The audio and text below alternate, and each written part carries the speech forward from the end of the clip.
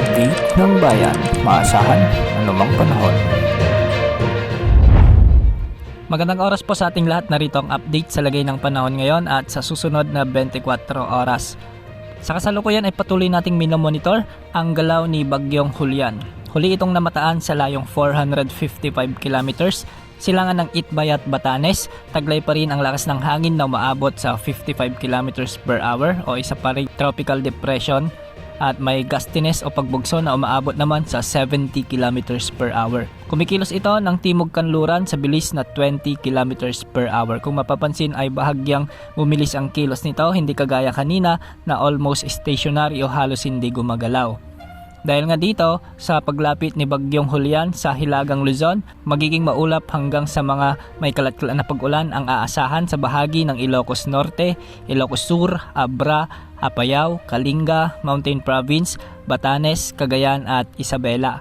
Ang mga lugar na ito ay posibleng makaranas ng mga katamtaman at kung minsan ay malalakas na pagbuhos ng ulan, kaya posible ang mga biglaang pagbaha at pagguho ng lupa. Dahil pa rin kay Bagyong Julian, nakataas na ang signal number 1 sa may Babuyan Islands at ang silangang bahagi ng mainland Cagayan.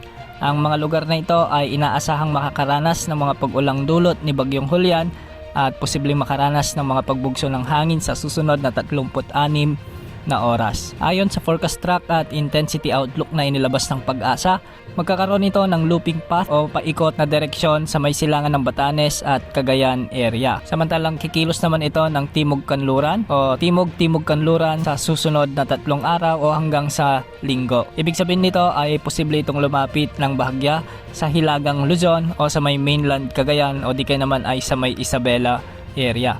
Hindi rin inaalis ang posibilidad na magtataas ang Pag-asa ng tropical wind signal number 3 sa mga lugar kung saan malapit ang bagyo pagsapit ng Lunes o di kaya naman ay Martes, kung saan mas magiging malakas o isang typhoon category na si Bagyong Julian. Hindi rin inaalis ang posibilidad na ito ay kikilos ng pakanluran sa mga susunod na bulletin na ilalabas ng Pag-asa, kaya antabayanan ang mga susunod na updates ukol sa mga pagbabago ng bagyong si Julian. Samantala, posible itong umabot sa typhoon category o magkaroon ng rapid intensification sa mga susunod na araw.